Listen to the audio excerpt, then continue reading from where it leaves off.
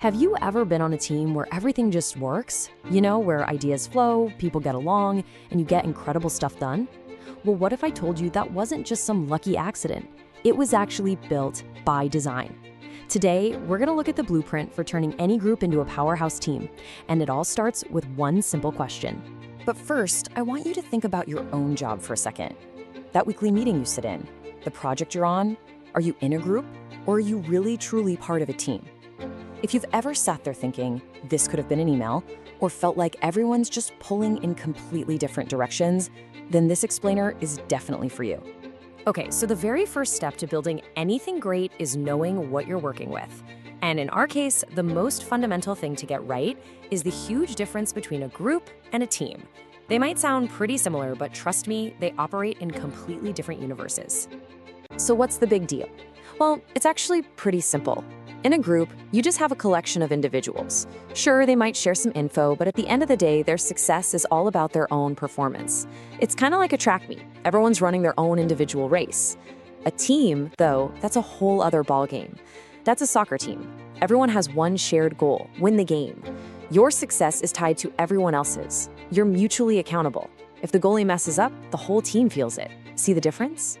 Right, so if building a real team is our goal, what does a great one actually look and feel like when you're in it? Let's break down the anatomy of what works and what really doesn't. An effective team has this energy. You can almost feel it in the air. It's all built on a shared purpose. Everyone knows why they're doing what they're doing. And that clarity, it fuels open communication and real trust. It creates this safe space where people can actually have tough, constructive arguments that, believe it or not, push the whole team forward. And then there's the other side of the coin. The signs of an ineffective team are probably all too familiar. It's that feeling of constant confusion. Nobody's clear on the priorities. There's zero trust, so you get micromanagement. A blame culture starts to grow, so everyone's just trying to cover their own back instead of working together. And conflict? Oh, everyone avoids it, letting it just fester under the surface. It's toxic. So how in the world do you get from that toxic state to that energized, effective one? Well, it doesn't just happen on its own. It needs a catalyst. It needs an architect, someone who can actually design and build the structure for success. And you know who that architect is? It's the manager. Let's just hang on this idea for a second, because it's a big one. The manager isn't just a boss who hands out tasks. Their most important, most critical role is to be the architect of team synergy, the one who intentionally designs an environment where 1 + 1 = 3. So what does this architect actually do? Well, they're busy building the team's foundation. They're the ones creating clear pathways for communication. They act like the team's North Star, always making sure the shared goals are crystal clear. They lay the groundwork of trust so people feel safe. And here's the big one. They don't run away from conflict. They step into it, they manage it, and they turn that friction into fuel. This isn't just one more thing on their to-do list. It is the central skill that holds the whole thing together.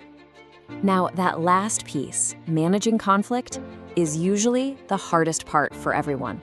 But it's also where the magic happens. So we're gonna get practical and give you a toolkit. 5 specific strategies you can use to handle conflict like a pro. This quote right here is everything. It's a total mindset shift. See, conflict itself isn't the enemy. Unmanaged conflict is.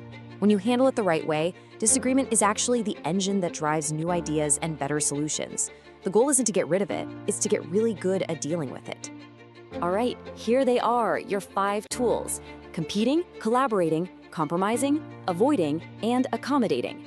Each one has its place. The real secret sauce is knowing which tool to pull out of the toolbox and when. First up, competing. This is your my way or the highway tool. It's assertive and not very cooperative, a clear win-lose. You wouldn't use this when you're trying to brainstorm, but it is absolutely essential when you need a quick, decisive decision. Think about an emergency situation or a critical business call where someone just has to make the decision and make it now. Next, we have collaborating. This is the gold standard, the true win-win. This is for those big, complex problems where you need to get all the different perspectives in the room to find the absolute best path forward, a solution that everyone is genuinely bought into. It takes more time, for sure. It's like the slow cooker method of teamwork, but the results are so much richer and built to last. Then we have compromising. You know this one. It's the classic, let's just meet in the middle. It's sometimes called a lose-lose because everybody has to give up a little something. But it's perfect for when you need a temporary fix or you're just running out of time. Two departments might compromise on a budget just to get a project off the ground, knowing they can figure out the perfect solution later. It's about progress, not perfection. What about avoiding? Now, this one sounds bad, right? But it can actually be a really smart strategic move. You use this to sidestep a totally trivial issue that just isn't worth the fight, or to give people a chance to cool down when things are getting heated. It's all about choosing your battles. You don't need a war over which coffee brand is in the break room. And finally, accommodating. This is basically the opposite of competing. It's when you choose to yield to the other person's point of view.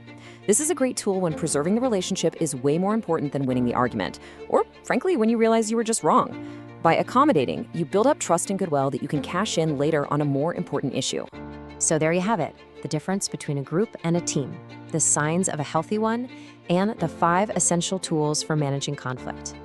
It all comes back to this: you are the architect.